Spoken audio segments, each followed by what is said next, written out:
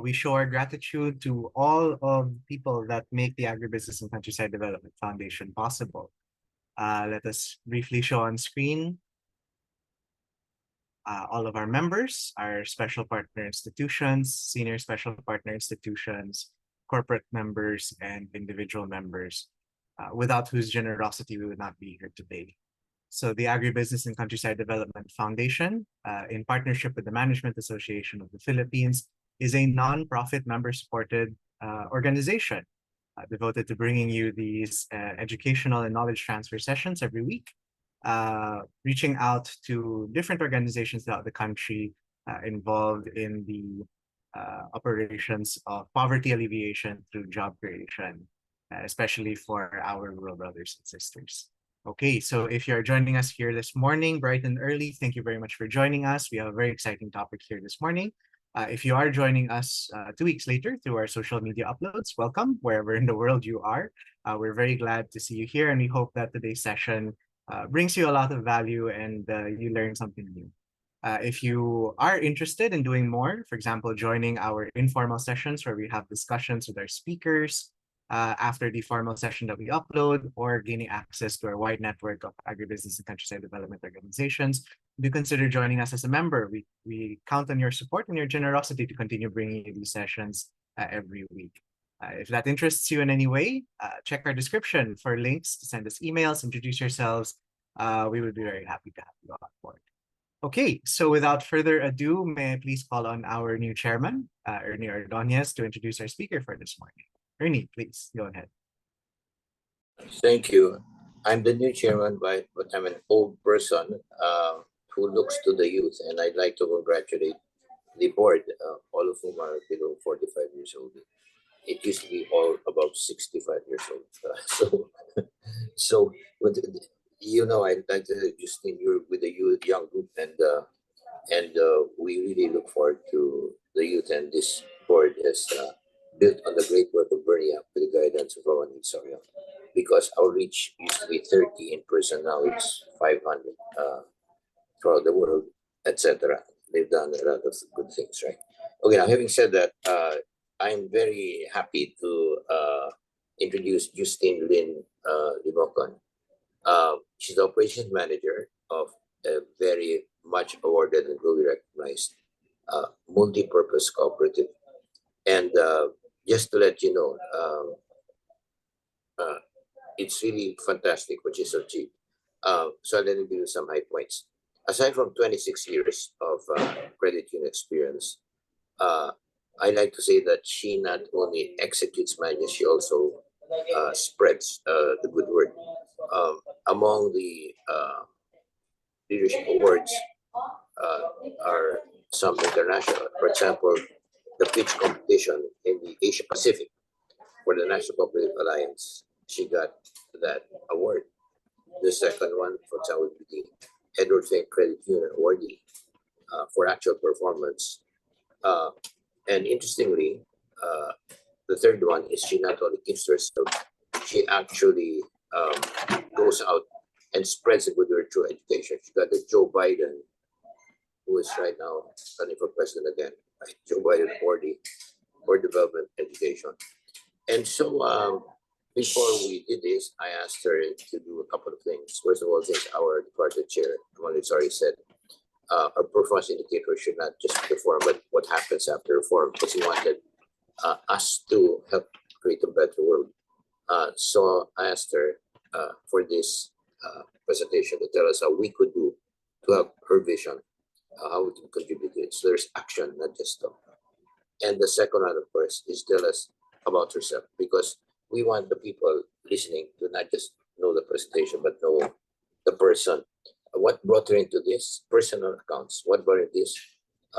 Why is she motivated, and what is her own personal goal? Because after this, we talk to the speaker to find out how we can follow up, and the follow-up work is more important than the forums. So we really want to know a bit about her, so we can cultivate a relationship. And actually, lest I forget, after she talks, she's kind enough to give us her number. So from you around the world who are listening 2 weeks later, you can actually call her and have that contact. Okay, on that note, I'd like to start by saying that we're honored, Justine, Lynne, Limocon, you've come here. And actually, cooperatives is so important to our country. As a matter of fact, we're agriculture, but Thailand, which is 5 times ahead of us now, where they were behind us in exports, they don't have a Ministry of Agriculture. They have a Ministry of Agriculture and cooperatives. And in fact, as MAP ABCD representative to the Philippine Council of Agricultural Fisheries, one of our 6 condition items, which are now documented in the Senate ratification of the worldwide, they call it RCEP, Regional Cooperative Economic Partnership.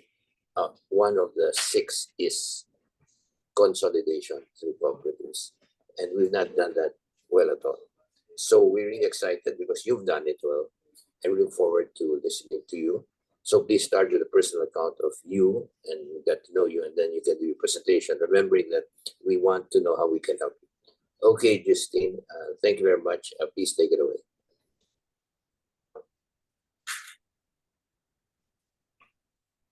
Thank you very much, Sir Ernesto, for the kind introduction. Once again, I am Justine Limocon. I have 26 years of cooperative experience, cooperative and Caribbean experience. Actually, I started in the movement at the age of 7, since my parents are also co-op leaders. And from then I become a youth officer at the age of 13.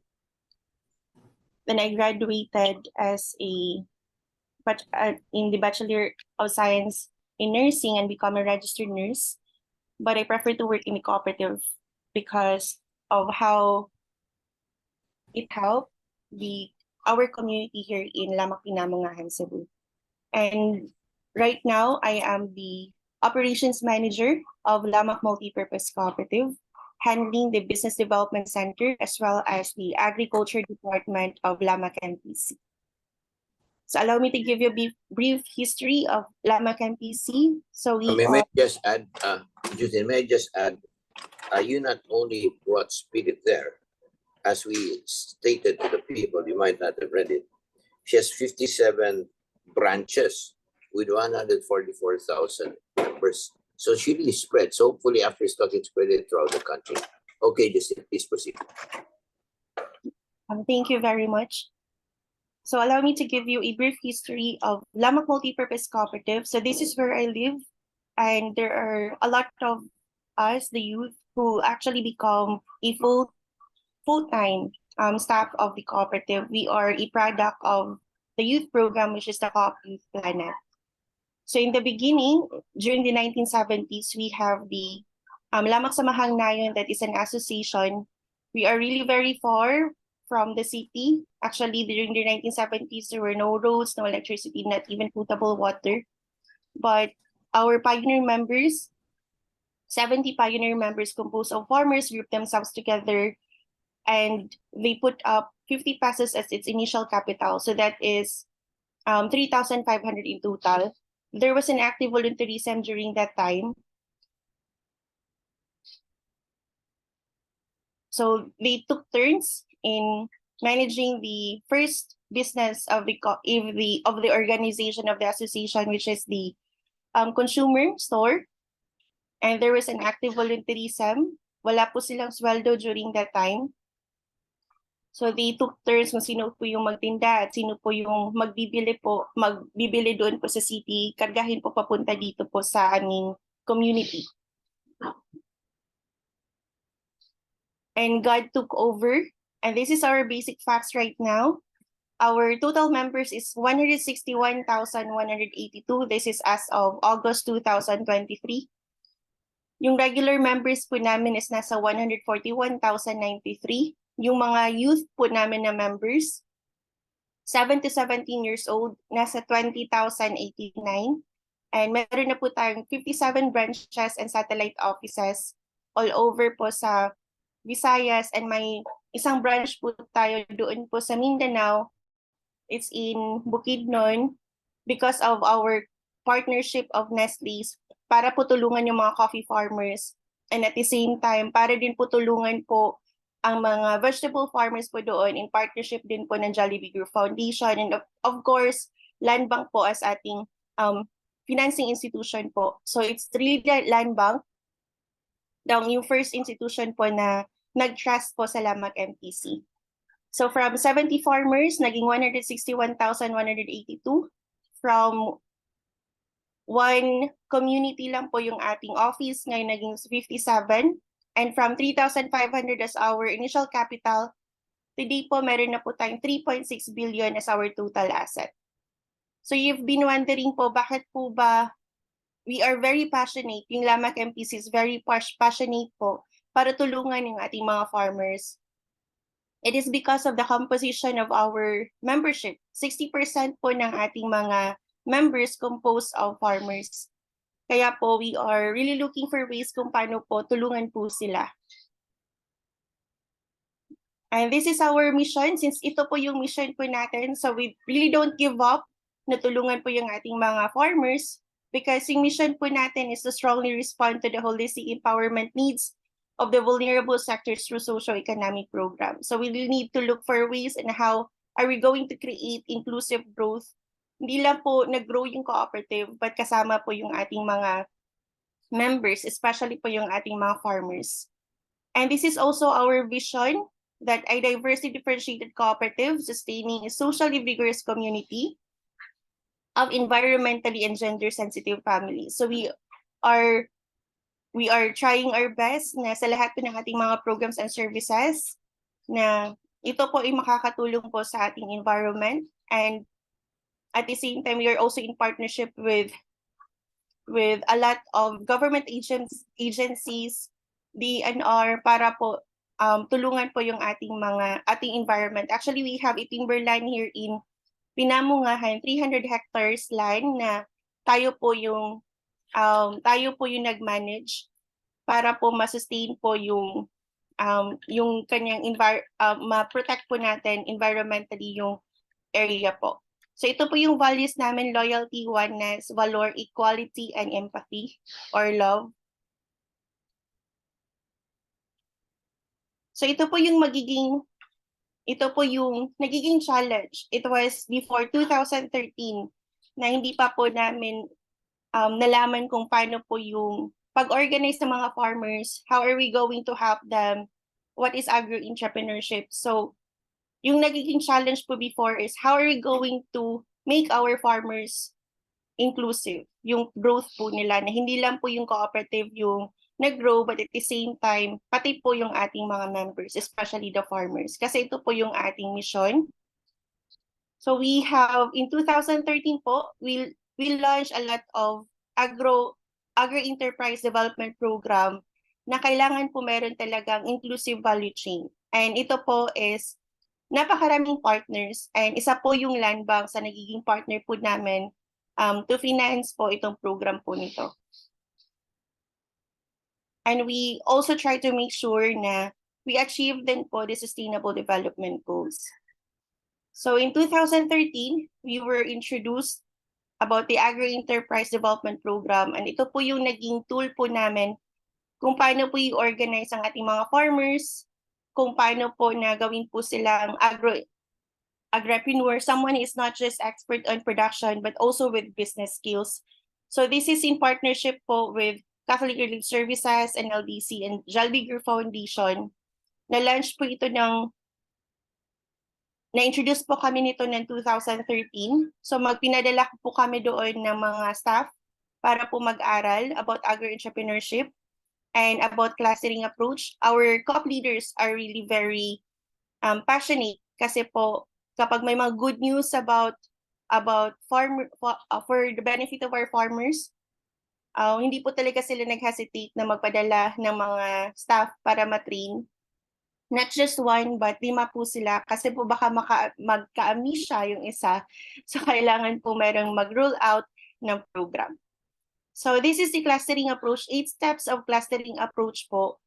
Now we're in, dito po sa step 1 and step 2, it's more about we study po yung site po natin, kung ano po yung expertise ng mga farmers po doon sa area. And we also look for partners po who has the same mission and vision like ours para po tulungan yung mga farmers. Kasi Lamac MPC cannot do this alone. And we conduct also market chain study. We study the market and we look for possible market po para po sa kanilang mga commodity. Then we organize the step 4 and 5. At the same time, 6 is more in the organizing. Paano po natin i-organize yung ating mga farmers na they can deliver para po sa papunta po sa ating mga buyers. It's either institutional or local market. And kailangan po magiging long-term partnership po natin yung ating mga partners. Hindi po na pwede na maputol yung supply. So kailangan po naka-program yung supply and pag-harvest na mag-match po yung needed supply papunta po doon sa ating mga market.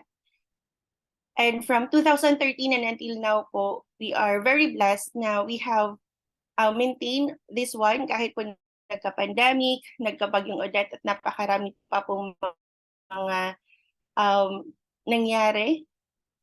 So ito po is step 8, how are we going to scale up? How are we going to sustain the enterprises? So yung ating po mga farmers, we group them 10 to 15 members in a cluster and nag-elect po sila ng mga cluster officers. And yung cluster leader po is sila po yung ating kausap. And at the same time, yung mga officers din po nila. Tapos tayo po yung nag-link sa kanila doon po sa market. Kasi po yung smallholder farmers, malaki po yung gap kung paano po sila mag-link sa ating mga, especially the institutional buyers. So tayo po yung nagpa-facilitate. So meron po tayong cluster leader, siya po yung nag-organize ng operation ng cluster. Meron pong production coordinator, siya naman po yung nag-organize po ng, responsible po siya sa pag-organize ng supply. Dapat siya mag-match po doon po sa ating mag-match po doon po sa market. Meron pong post-harvest coordinators. So sila po yung nag-determine ng price kasi tinuruan din po natin sila paano po gumawa ng production module, paano po mag-recording para po malaman po nila kung magkano yung kanilang break-even cost. At the same time, they will be empowered na mag-price po ng kanilang mga produce because they are actually being exploited by the traders. Meron naman po tayong secretary, so meron po silang monthly meeting. So yung staff po natin masisit in po sa kanilang mga monthly meeting. Meron din pong tayong food safety officer kasi po yung ating mga farmers is in-apply po natin ng GAP or Good Agriculture Practices na certification to make sure po na safe yung makakain po ng ating mga consumer. And meron din po tayong treasurer because every kilo that they deliver to us is meron po mapupunta na 1 peso goes to their cluster fund and another 1 peso goes to the honorarium sa mga officer. Kasi hindi po madali yung pagiging officer na napakarami din pong trabaho. With this tool po is there's actually a shared leadership. So hindi na po nagiging dependent yung ating mga farmers 100% dependent sa atin, kundi we teach them na they can actually stand on their own. So tayo po sa cooperative is we just do facilitation. And if may mga urgent na mga problema or mga need po sila, that's the time na we sit in. Okay. So ito po is, before po napakahirap, very costly and risky yung pagtulong sa ating mga farmers kasi they are unorganized.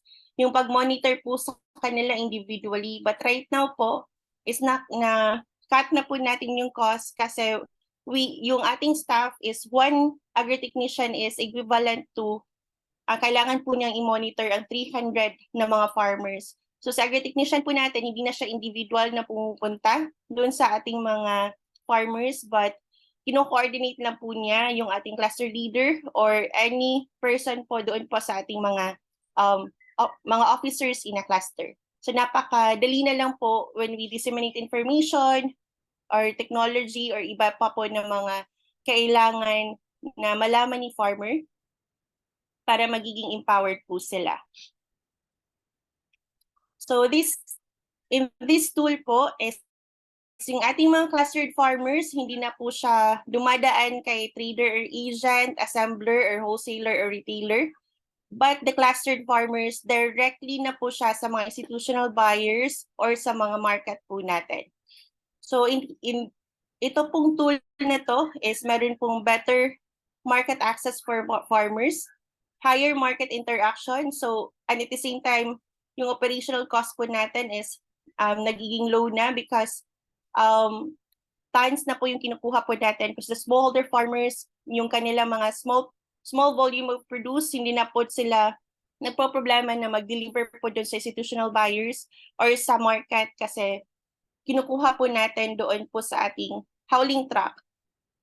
And more organized operation between farmers. So meron din po tayong mga government organizations, mga NGOs, convergence po yung nangyayari because Lamac MPC cannot do this alone. So, ano naman po yung benefit nito po na tool para sa ating mga buyers? So, buyers can benefit from the assurance of steady supply according to their market requirements. So, hindi po mapuputol yung ating supply na pang 2 months lang. So, kahit may bagyo or may lindol, we really have to make sure na meron po tayong supply. And since ito pong agro-entrepreneurship is national na po siya, so meron din pong mga grupo na tumutulong po sa amin if in case po may mga problema po sa ating mga produce ng ating mga farmers. So I remember in 2018, meron pong mataas na drought. Naging 6 months yung drought. So mahirap po yung ating mga nahirapan po yung ating mga farmers po na mag-produce ng quality vegetable na cabbage. So nagpatulong po tayo doon po sa group sa Mindanao para po mas stable, makakontinue pa din tayo sa supply sa ating mga market. Better record keeping and documentary processes leading to improved traceability of product source. So alam po natin yung kinakain po natin na tomato or kinakain po natin na buffalo milk. So galing po siya sa ganito po na farmer. So over time can lead to allowing them to purchase directly from farmer groups. So hopefully po, there are some of our members in a cluster na nag-graduate na po dito and they can stand alone. So nakakasupply na po sila doon po directly sa mga institutional buyers or for example sa SM or sa mga malls. So pwede na po sila mag-graduate po pag they can stand alone.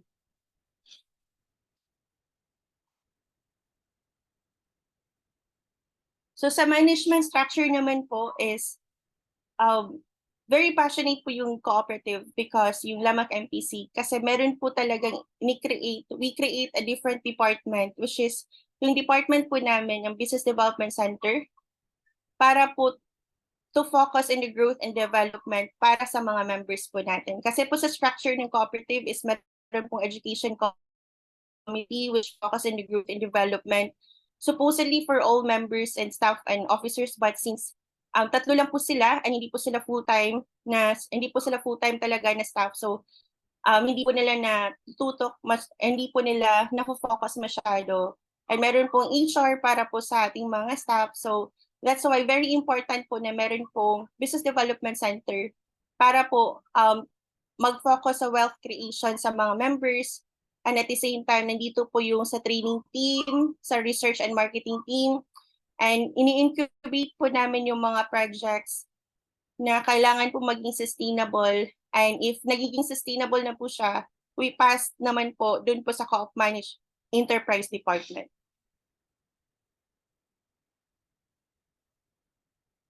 So in here po, because of the tool of the agri-enterprise is nagiging balance na po. Before, yung ma-offer lang po talaga namin sa ating mga farmer members is only the financial services that we. But right now po, nagiging balance na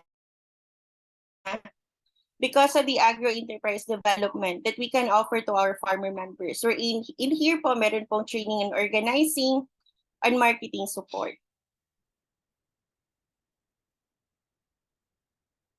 So importance of clusters, reduce cost and risk sa production side, coordinate financing support, loan use monitoring. So before po is cash yung pinapaloan natin kay farmer, but right now is farm inputs kasi bakit po? Baka po kasi may madedivert po yung fund. So kailangan po nakafocus po siya kung saan po talaga yung parang yung loan po na yun. Cascade information. So hindi na po tayo individually pupunta kay farmer but through the officers. Naka-program na ang planting and harvesting. Yung market po natin is at ito po yung kanyang mga ways and how are we going to reduce the cost and risk at the same time your organizational. So meron po siyang practice shared leadership, group decision making because of our elected po ng mga officers in every cluster. So ito na po yung ating mga clusters sa Lamac MPC. So we have vegetable farmers, and ito po is naka-value chain. We just don't focus on capital, but also we coach them, we mentor them, we organize them sa production para meron stable supply. And at the same time, pag kailangan processing, we provide and we link them to market. Right now po, we are also doing the farm tourism para naman po may extra income po yung ating mga farmers. And also, capital, very important. So partner po natin yung Landbank para po sa financing ng ating mga farmers. So we have vegetable farmers. Yung site po natin sa vegetable, we have in Dalagat, Sudlon. We also have in Toledo, mga calamansi farmers. We also have in Bukidnon din po. And at the same time in Alegria. So Dairy Multiplier Farm and Dairy Farmer Clusters, this is in partnership with the Philippine Carabao Center and also the National Dairy Authority. So meron po tayong mga kalabaw at mga cows. And din, we have the Multiplier Farm and meron naman din pong sa ating mga farmer, binibigyan po natin sila ng kalabaw or ng mga kalabaw para po meron po silang income daily. And ang kanila pong gatas na makukuha po sa kalabaw is binibili po natin. So right now po binibili natin at 80 pesos per liter yung ating mga kalabaw na gatas galing po sa ating mga farmer.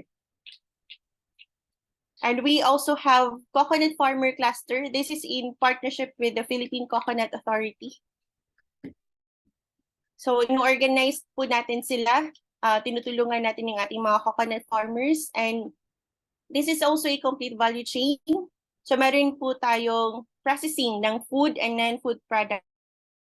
Napakarami po nating food and non-food products na papakita ko po sa inyo. So we also have cacao from nursery to the demo farms, and sa pagparami po ng ating mga cacao, kasama po ng ating mga farmers here in Cebu and in Leyte. So this is also, lahat po nito is partner po natin yung Landbank sa financing as financing institution arm po natin. And we have also Cassava and Corn Warehouse. Partner po natin ang San Miguel as our market po ng ating cassava. Nasa Bugo po siya yung ating warehouse. And ongoing po yung construction po ng ating cassava and corn warehouse po sa Bugo. So ito po sila is mga sugarcane farmers before, but na-convert po sila, transform into cassava and corn ng mga farmers because po merong problema po sa sugar na price po before. And meron po tayong rice farmers din po dito po sa Pinamungahan, and hopefully we can expand because we availed also the rice warehouse facility na meron pong solar dryer, meron pong rice mill na kailangan po nating mag-process ng 6 tons in a day. So hopefully po ma-launch na po siya within this year para po matulungan po yung ating mga rice farmers. So in-avail po natin ito sa Department of Agriculture as one of our partner din po. Meron din po tayong mga cut flower farmers. So tinulungan po natin din sila ng production and at the same time sa market po nila. We have also hog raisers and fisher folk. So we are in partnership with Virginia Farms as partner po natin dito po sa pag-raise ng mga hogs sa ating mga farmers. But right now po meron pong ESF, so actually po dumadami na po itong ating mga hog farmers, but because of ESF, pinahold po muna natin ito. And because of the success po ng ating because of the success of the Agri-Enterprise Development Program, is we wanted naman po yung ating mga youth will also be motivated to not just love the cooperative, but at the same time, be for themselves. So meron po tayong ni-launch last 2018, we call this Sustainable Agriculture Education Program. Para po sa ating mga youth, there are a series of trainings, meron po mga immersion camps, meron pong farm tourism, at iba pa po na mga activities wherein it is very interesting na mga activities that convince them to love agriculture and become an agripreneur themselves. So meron po siyang limang pillars. We have training, education, production, tourism, and marketing. So farm tourism, so we have the organic farm tourism. I hope you can also visit. So meron po ditong farm school, livestock and poultry, and pick and pay, lakbay-aral, mga farm technology like drip irrigation, arrange shelter, mga at iba pa po ng mga technology that you can see and you can perform. So in here po, making farm sexy to the young minds, it's more fun in the farm. And we are also in partnership with TESDA and ATI para po sa ating farm school, and at the same time, we become also a learning site. So we have, since 2019, meron na po tayong graduates na 970. In here po, meron po tayong mga accredited na mga courses. So we have the Organic Agriculture Production National Certificate 2. And since we are a practitioner of agri-entrepreneurship, that's why we offer agri-entrepreneurship. And C2, that is for the farmer members. We also offer agri-entrepreneurship. And C3, that is for the farmer leaders, for the officers that I have mentioned a while ago. And agri-entrepreneurship and C4, and that is for the farmer facilitator. So I am also the school administrator ng farm. And at the same time, I am also one of the trainer and assessor po ng ating farm.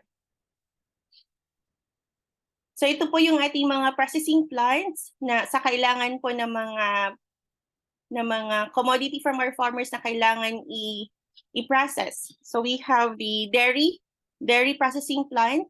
So dito po siya sa Pinamungahan, which is LTO, FDA na po siya. License to operate na po siya from the FDA. And we also have Tablia dito din po sa Pinamungahan. And in Tuburan, we have the Coco Hub, which we process different products made out of coconut. So we have cocoa sugar, we have also virgin coconut oil and sugar, vinegar, meron din po doon at iba pa po. So ito po yung mga non-food products of coconut po natin. So meron pong geonuts na mga product. We are in partnership with DPWH and iba pa po na mga contractor po dito. And meron po tayong mga coco peat para po sa mga plantita at plantito. Very affordable lang po. And meron din po tayong mga hanging basket din po. So this is out of the coconut. So talagang zero waste po yung coconut kasi lahat po ay nagagamit. Gumawa ng coco peat. Yung fiber po niya, ginagawa po natin geonuts and mga food products po. And we have new partner po is Fortuna, and gumagawa po tayo ng cooler and coco board po na para po sa cooler po ng product, and this is a US-based company ang Fortuna. Ito po yung ating mga food products. So we have sa dairy po, we have yogurts, we have choco bao, mango bao, meron din pong mga pastries like ito pong mga cookies, an ice cream po. And we have cocoa sugar, tablia, virgin coconut oil. Then meron din po tayong mga iba't ibang products coming from our members. Then ito po yung fresh pigs. So yung fresh pigs po is the market of all our fresh produce, yung eggs po from our farmers, from vegetables po na galing sa ating mga farmers. So dito po, ito po yung market niya is the fresh pigs. Yung dairy box naman po is the market ng ating mga dairy products. And we are also in partnership with Department of Education. Nakasali po tayo sa milk feeding. Right now po meron po tayong magsa-start na po, magre-resume na po yung milk feeding by October, and about almost 90,000 students yung pinapainom po natin ng gatas here in Cebu at the same time in Negros. Yung Coop Mart naman po is another venture din po na wherein we can display yung mga, we can display yung ating mga products from our members. And this September 26 po is meron pong Otop Hub. So in Ayala Mall, kami din po yung magmamanage. This is in partnership of DTI. So one town, one product. So yung mga products din po coming from the micro and small, medium entrepreneurs from the Visayas, not just in Cebu, but in Bohol and Negros is ay di-display po natin doon.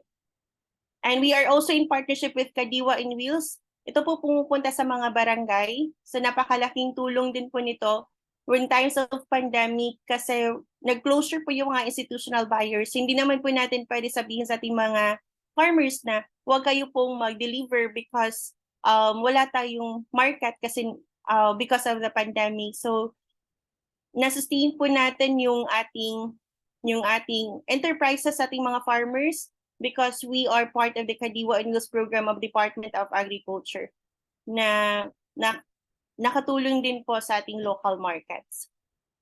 So this is the fresh pigs. You can actually also visit our store, physical store in Ibarra Street, Parian.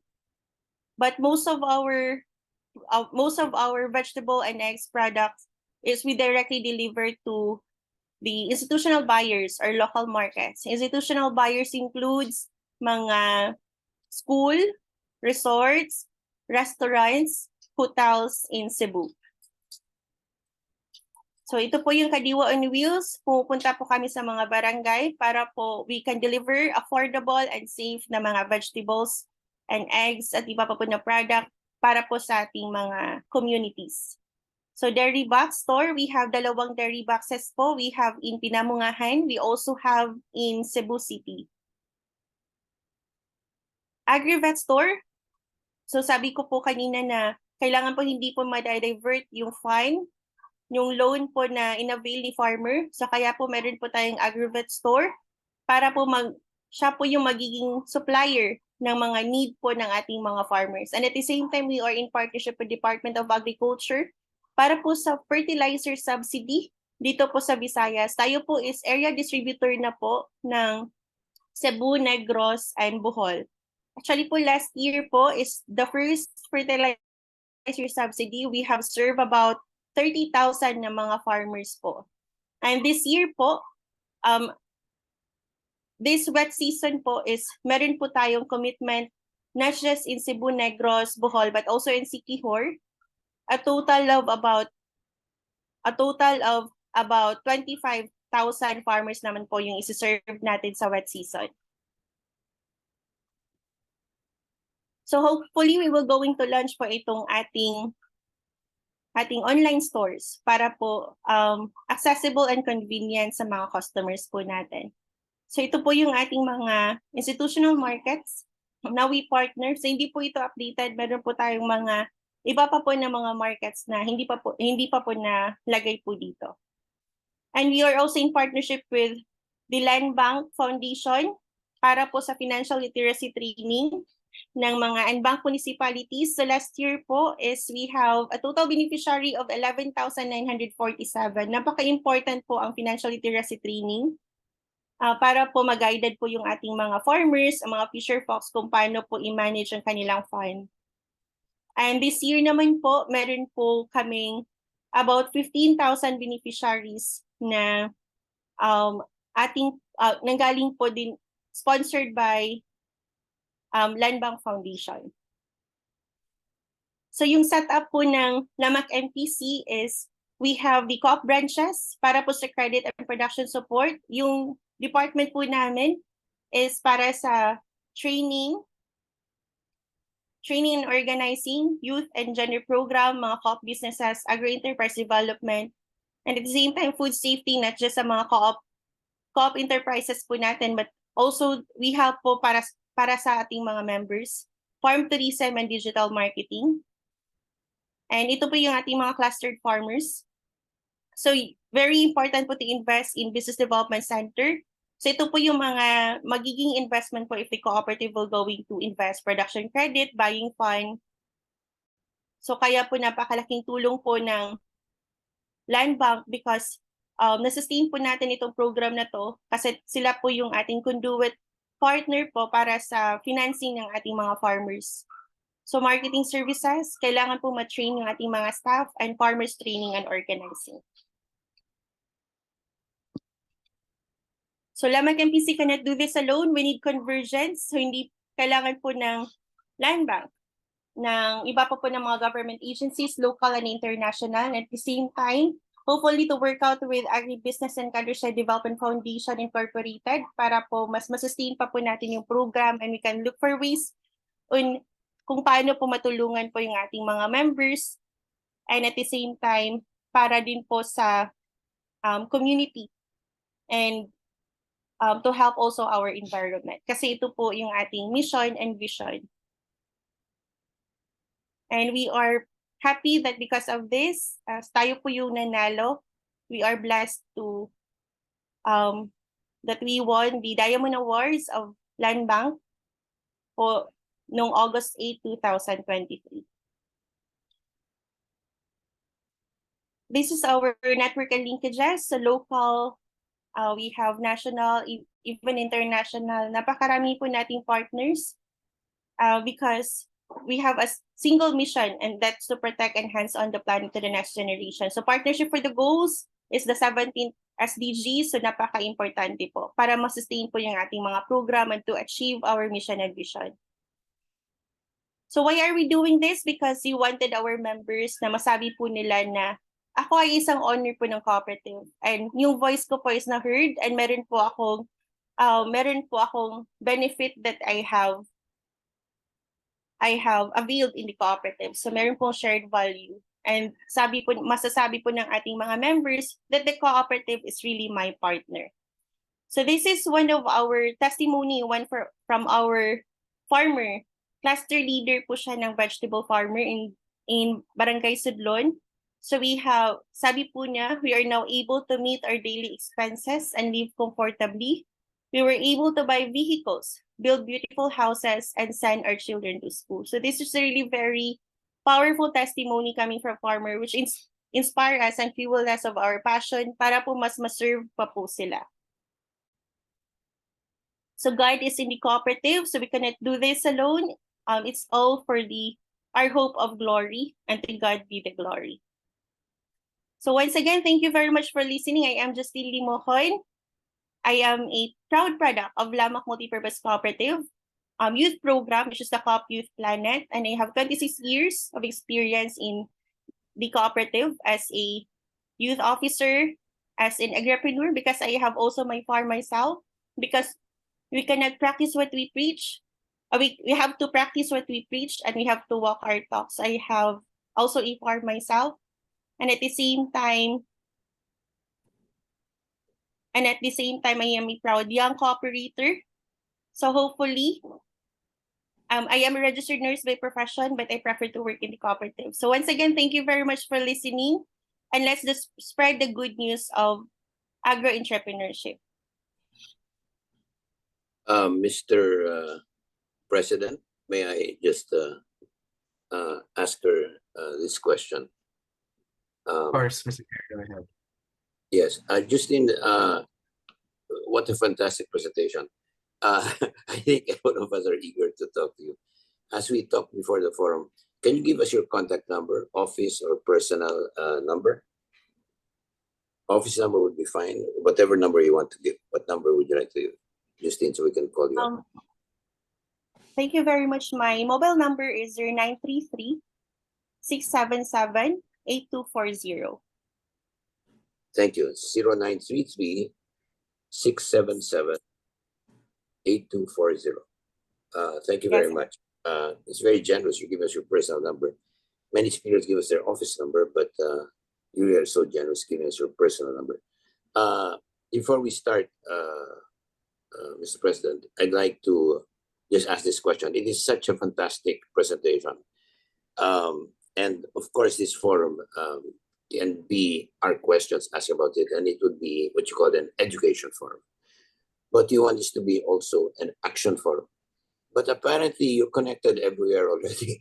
I don't know if we can connect you anywhere. You're so well connected, so well organized, etc. And we would learn a lot from you. And what we learn from you, we can use it in our own conversations. But we want to try to do something more than that, if possible. So my question is this. You deal with a lot of private sector people, Jollibee, etc. That's well connected. You deal with the government departments, etc. But since we are now in the legislated Public-Private Film Council for Agriculture and Fisheries, we are very involved with the Department of Agriculture, and it is easy to contact high levels there and other places as well. I'd like to ask this question. You're very well connected with departments and the private sector.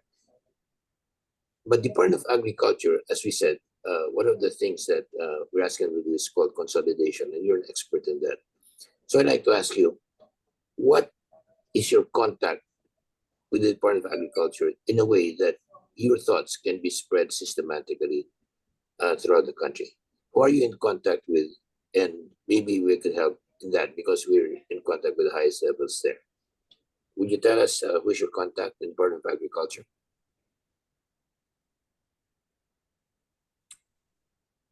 Yes, thank you very much, sir, for that. So our contact is with the Department of Agriculture. So we have a lot of partners from them. Almost all the government agencies who are already in partner, but we hope to scale up, and we hope to actually a lot of cooperatives and organizations will going to replicate this one, because it is not just our call, it's not just our mission. And I know this has been a mission of a lot of organizations. So we are happy to be their partner also in how to roll out, because this is a really good tool and good project, not just for our members, but for all the farmers and fisher folks here in our country. Yeah, Mr. President, I'd like to explain why we're interested. Our government is very good, but they could learn also from the private sector. In other countries, especially Europe, where there's a parliament, there's what you call a government and a shadow government. The shadow government is the opposition party. In Malaysia, I understand at one time, and maybe it still exists now, the shadow government is not the opposition party, it is the private sector. The reason I'm fascinated by this is because you're really outstanding, and if there is a shadow group that can shadow the government in cooperative development, because it's really bad shape, we would like you to be possibly contributing to that. So I'd like to ask my question more specifically. Who are you in contact with in the Department of Agriculture at the highest level? Who are you talking to? Are you talking only to regional? Are you talking to national? In national, who are you talking to? Okay. Thank you very much, sir. Actually, you're just talking to the regional Department of Agriculture. Yes, regional. Okay. Obviously, you're national, and obviously you're known globally.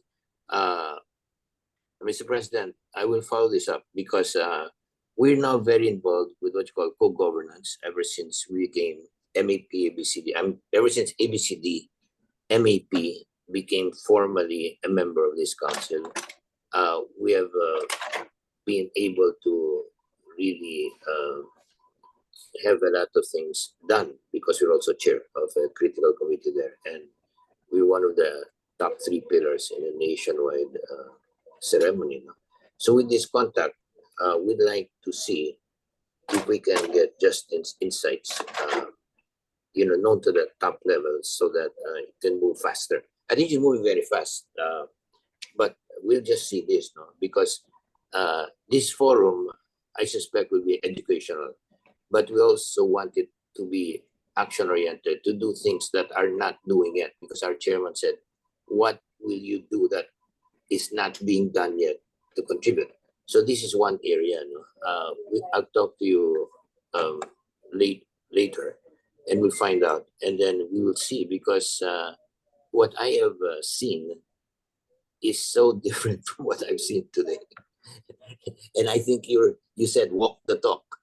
You not only walk the talk, you actually run a marathon being first place in the talk. And this is what we need. Malaysia has done it, and we want to do it, and Thailand has done it. In other words, we want the best in the private sector to talk to the most influential, powerful, and resource-based group in government.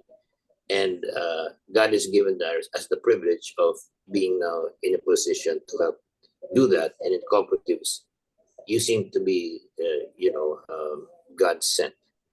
So, Mr. President, that was just my question. I just want to let you know that this will be fascinating.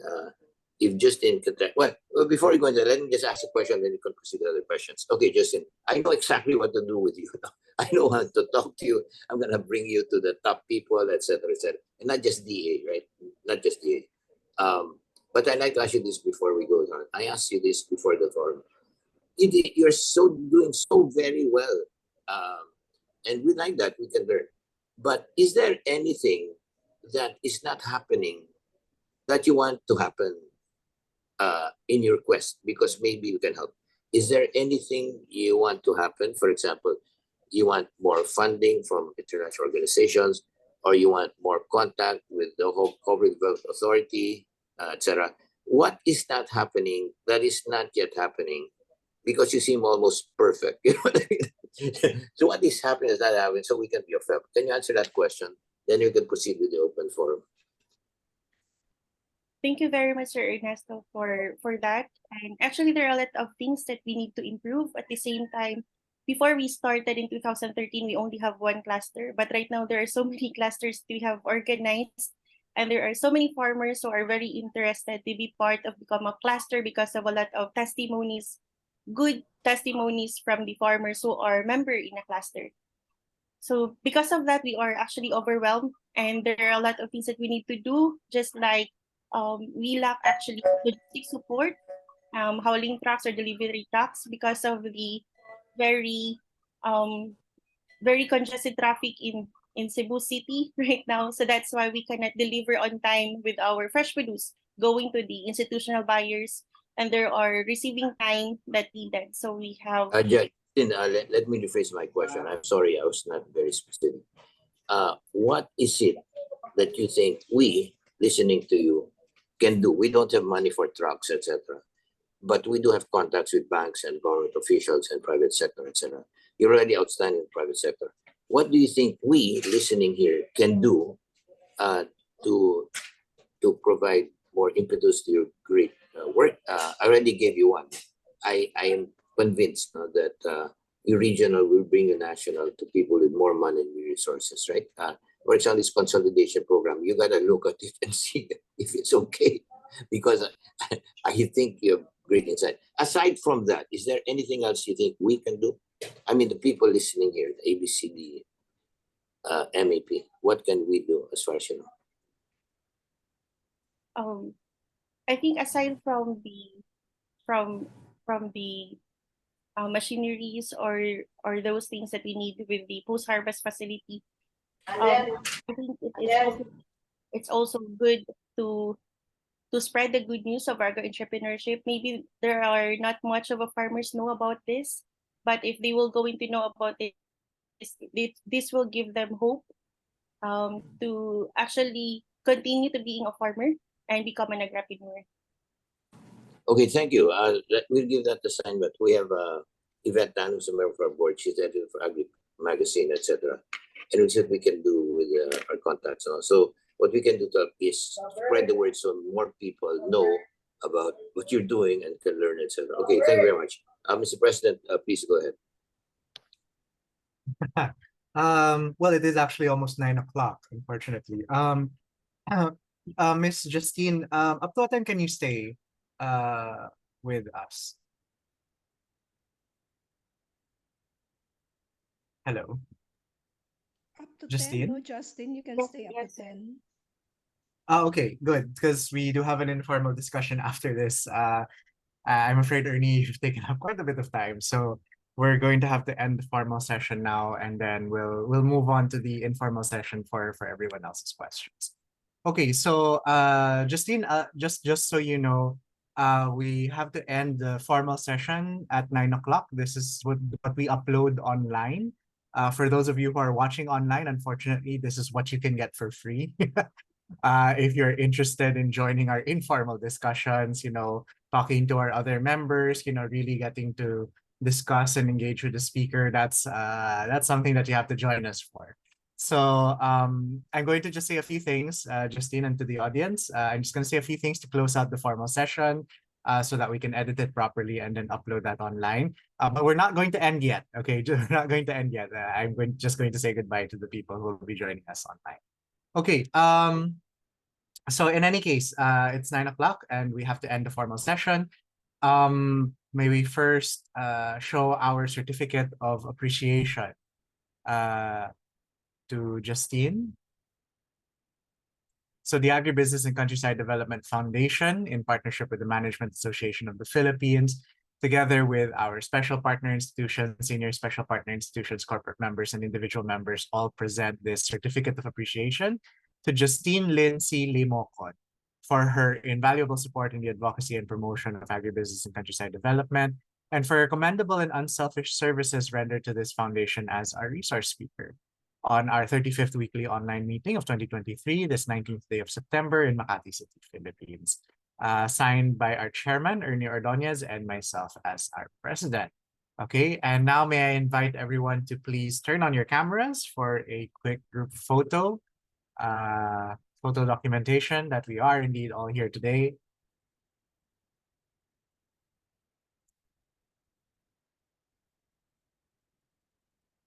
Yep. Vicky, Ike, Ramon, Ed, yeah. If we can just see your lovely faces for our group photo. All right. Vivian, if you could count us in, please. All right, well, we only have one page. 1, 2, 3, smile. Thank you po. Okay, thanks very much to everyone. And if you do need to go ahead, thank you very much for joining us. If you are online, I'm sorry. This is what you can get. This is the end of what you'll be able to get. But before we do end our formal session, next week's session is going to be quite important. It's a lot of information that I think will be very important to us because Bernie has very kindly invited someone from the Philippine Statistics Authority to join us. The Chief Statistical Specialist, Miss Irene Pukyutan, I think. Is that how I pronounce that? Sorry. Parang honey. Okay. Irene Honey Pukyutan. Okay. And she's going to be presenting the census for agriculture and fisheries. So it's going to be a lot of information, but I think this information is definitely going to be very important to us. This gives us a better idea of the state of Philippine agriculture currently. So excellent speaker for next week. Hope you'll all be able to join us. But in any case, that's it for our formal session. For those who can stay, please stay for our informal session. Justine, please stay. The discussion after this is going to be much livelier. But for those of you who do have to go ahead, or if you are joining us 2 weeks later through our social media uploads, I'm afraid that's all we're getting today. The Agribusiness and Countryside Development Foundation, in partnership with the Management Association of the Philippines, is a nonprofit and member-supported foundation.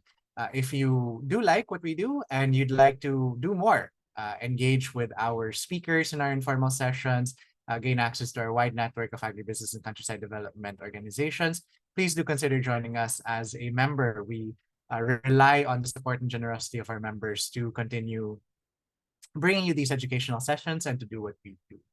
If that interests you in any way, our links are in the descriptions. Please send us an email, introduce yourself, and we'd be very happy to have you on board. But for now, that's it, and we'll see you next time.